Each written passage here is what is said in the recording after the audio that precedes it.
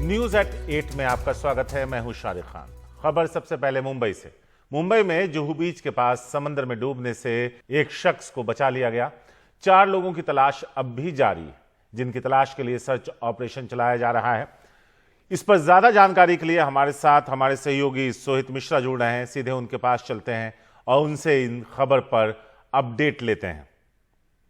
सोहित, कैसे हुआ यह हादसा और इसी से जुड़ा सवाल, जो लापता 4 हैं उनका कुछ पता चल पाया? जी देखिए, अभी तक क्योंकि राहत और बचाव का काम जारी है, इसलिए अभी आगे ये नहीं कहा जा सकता है कि आखिर ये हादसा कैसा हुआ है। लेकिन जो जानकारी मिली है उसके अनुसार जो 5 बच्चे थे उनकी उम्र 12 से 15 साल के बीच की है और वो हाई टाइड के समय जुहू कोलीवाड़ा जो बीच है वहां पर गए। अब सवाल यह है कि वो खुद जुहू बीच में नहाने गए कि क्या हुआ जिसकी वजह से वो डूब गए, और तब से ही लगातार उन्हें खोजा जा रहा है। जब 5 बच्चे डूबे तो वहां पर जो स्थानीय मछुआरे थे और जो स्थानीय लोग थे उनकी मदद से एक बच्चे को बचा लिया गया। लेकिन जो जानकारी मिली वो भी ये है कि अगर यहाँ पर वो बीच है तो आधा किलोमीटर अंदर जाकर उस बच्चे को बचाया गया। 4 बच्चे अब भी डूबे हुए हैं या वो अब भी उनकी जो है तलाश जारी है। अब आप इसमें ये देखिए, क्योंकि हाईटाइड का समय चल रहा है शारिक, और हम शाम को भी जब बात कर रहे थे, ऊंची ऊंची लहरें मुंबई में देखने मिल रही हैं। ऐसे में जो राहत और बचाव का काम है उसमें काफी परेशानी का सामना करना पड़ रहा है, क्योंकि हालात ऐसे हैं कि वहां पर राहत और बचाव नहीं हो पा रहा है। तो ऐसे में अभी सर्च ऑपरेशन के लिए जो फायर ब्रिगेड की टीम है उसके साथ जेटस्की हो, लाइफ जैकेट हो, इसका इस्तेमाल किया जा रहा है। नेवी और कोस्ट गार्ड से भी मदद मांगी गई है।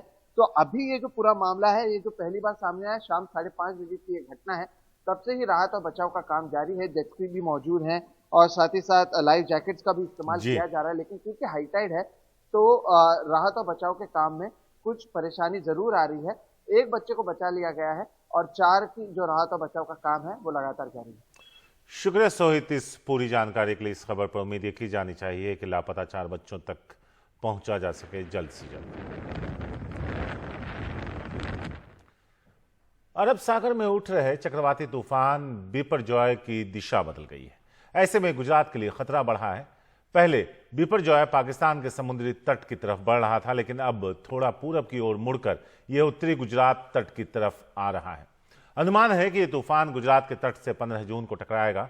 दिशा बदलने के साथ साथ एक बदलाव यह भी है कि तूफान की गति में भी इजाफा हुआ है। बिपरजॉय एक सीवियर साइक्लोनिक तूफान में बदल चुका है। अनुमान है कि इसके तट से टकराने के दौरान 150 किलोमीटर प्रति घंटे की रफ्तार से हवाएं चल सकती हैं। सौराष्ट्र और कच्छ तट में ऑरेंज अलर्ट है। महाराष्ट्र समेत कुछ और राज्यों में भी अलर्ट जारी किया गया है। कुछ घंटे पहले बिपरजॉय की स्थिति के बारे में पता करें तो ये पोरबंदर से 310 किलोमीटर दक्षिण पश्चिम और द्वारका से 340 किलोमीटर दक्षिण पश्चिम में स्थित था। पाकिस्तान के कराची से इसकी दूरी 580 किलोमीटर थी।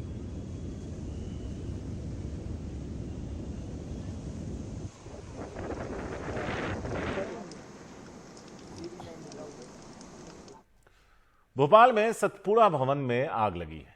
यह इमारत कई मंजिला है। दमकल विभाग की कई गाड़ियां आग पर काबू पाने की कोशिश में लगी हैं, लेकिन कई घंटों की मशक्कत के बाद भी इमारत में आग की लपटें उठ रही। सतपुड़ा भवन शहर के काफी अहम इमारतों में से एक। इसी बिल्डिंग से मध्य प्रदेश सरकार का उच्च शिक्षा विभाग संचालित होता रहा है।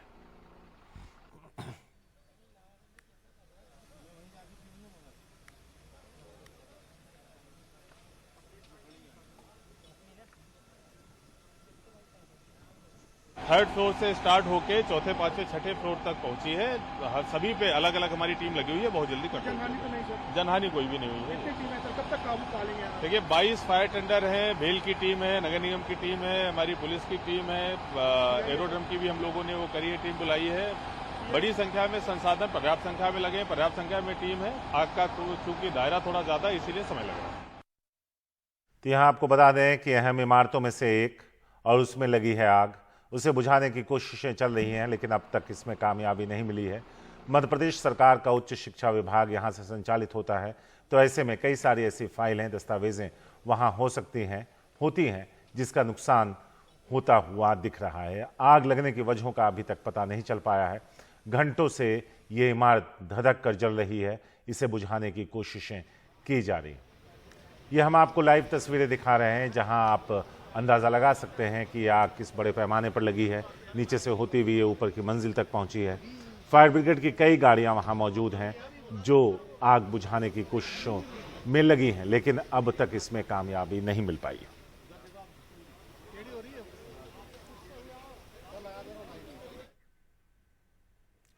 मध्य प्रदेश विधानसभा चुनाव के लिए कांग्रेस ने अपने चुनावी अभियान की शुरुआत कर दी है। कांग्रेस महासचिव प्रियंका गांधी ने जबलपुर से चुनावी शंखनाद किया, 5 बड़ी गारंटियां दी। आरोप लगाया कि 225 महीनों की सरकार में बीजेपी ने 220 घोटाले किए। वहीं बीजेपी ने पलटवार करते हुए कहा कि प्रियंका मध्य प्रदेश में चुनावी छलावा करने आई है। मंत्रोच्चार और वैदिक रीति से कांग्रेस महासचिव प्रियंका गांधी ने ग्वारीघाट में नर्मदा आरती की, फिर मध्य प्रदेश की जीवन रेखा को साफ रखने का संकल्प लिया।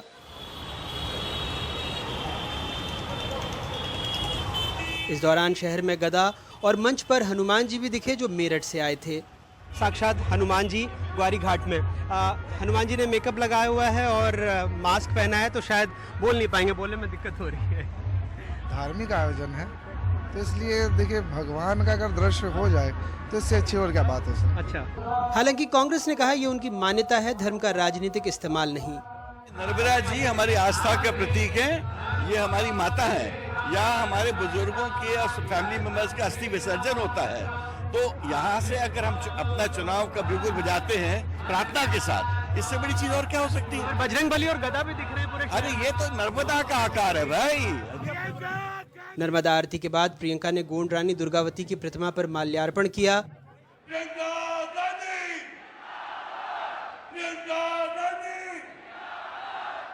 फिर शहीद स्मारक मैदान में सभा को संबोधित किया। 5 बड़ी गारंटी दी, शिवराज सरकार पर हमला बोला।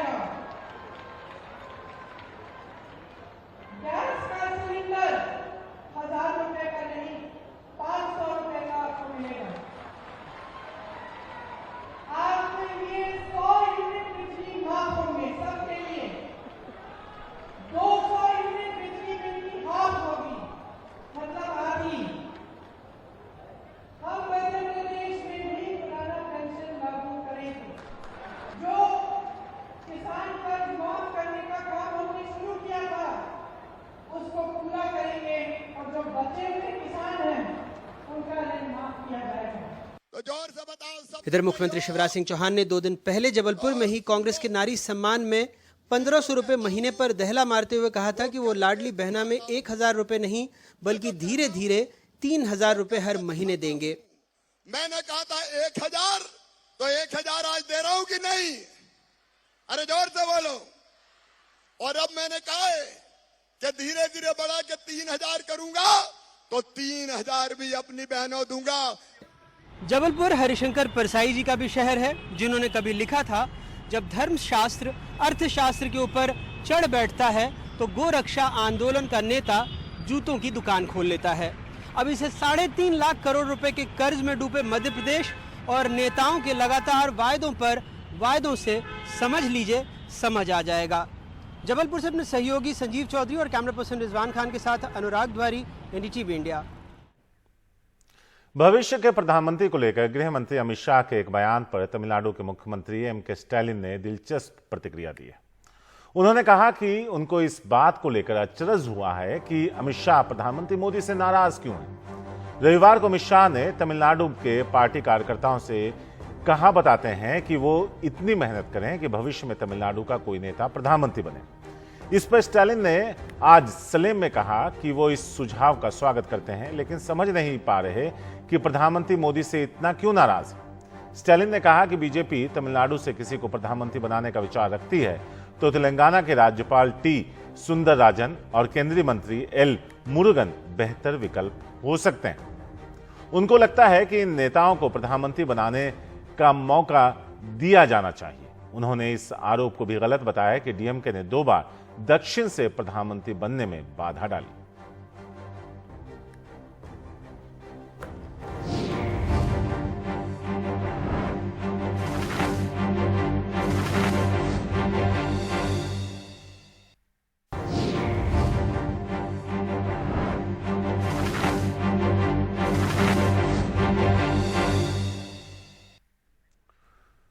कोविन पोर्टल से डेटा लीक के आरोप पर सरकार का बयान आ गया, जिसमें उसने कहा कि कोविन पोर्टल पूरी तरह सुरक्षित है।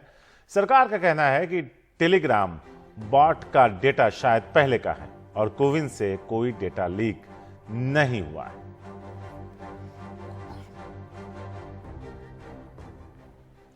सूत्रों के हवाले से खबर मिल रही है कि कुश्ती संघ का चुनाव 4 जुलाई को होगा। IOA ने पत्र लिखकर चुनाव कराने को कहा। इससे बृजभूषण शरण सिंह का कार्यकाल औपचारिक रूप से खत्म हो जाएगा। 12 साल से बृजभूषण कुश्ती संघ के अध्यक्ष रह चुके हैं और अभी तक हैं। खेल मंत्री ने पहलवानों को 30 जून तक का चुनाव का भरोसा दिया था।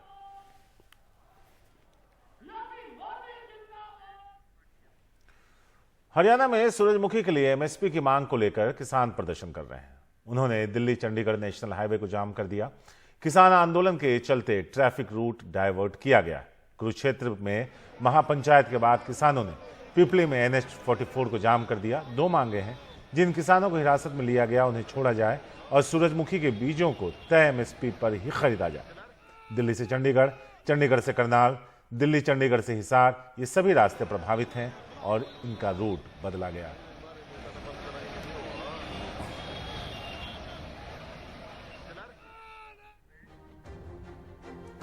न्यूज़ एट 8 में आज इतना ही। मुझे दीजिए इजाजत। नमस्कार।